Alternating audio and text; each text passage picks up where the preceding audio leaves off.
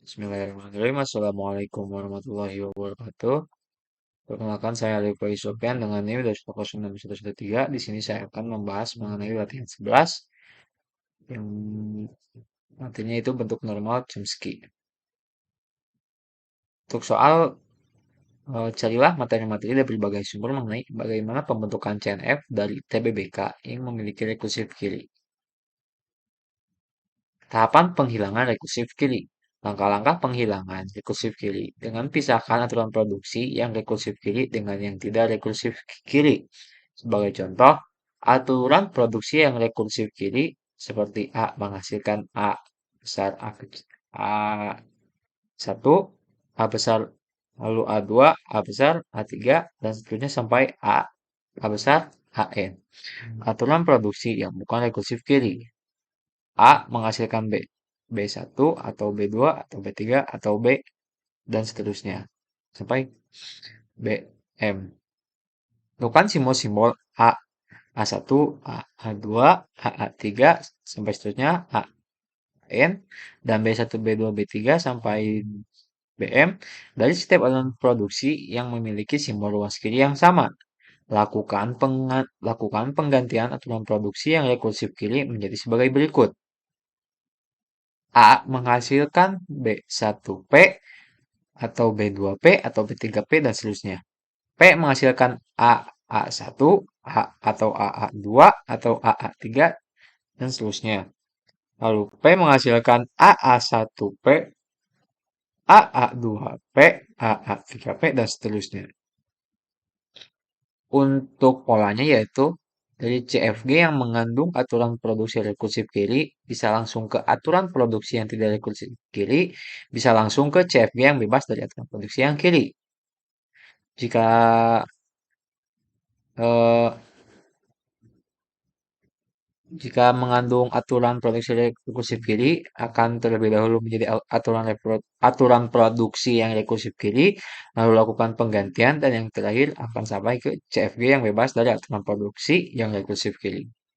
Seperti contoh yang pertama, S menghasilkan SA atau AAC atau C atau S, A menghasilkan AB atau BA.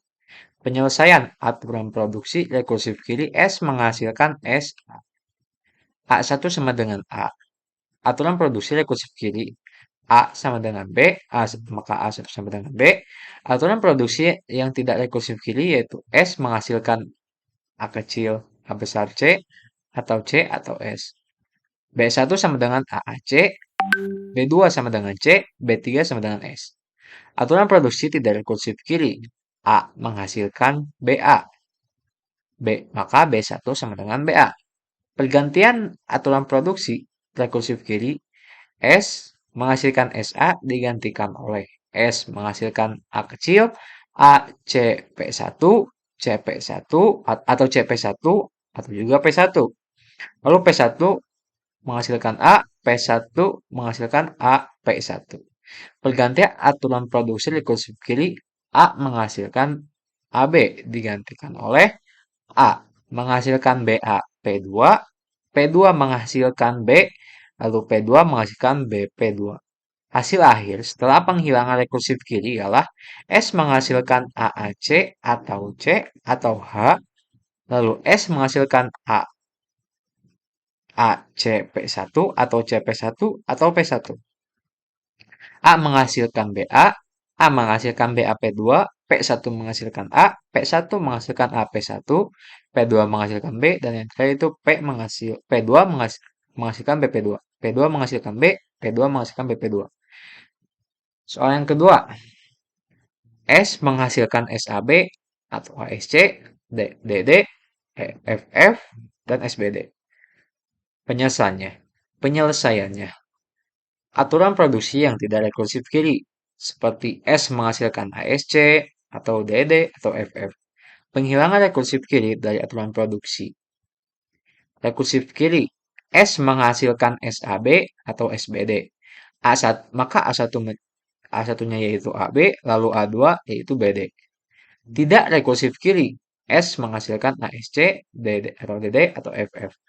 Maka B1-nya itu yaitu ASC, B2-nya DD, B3-nya maka FF.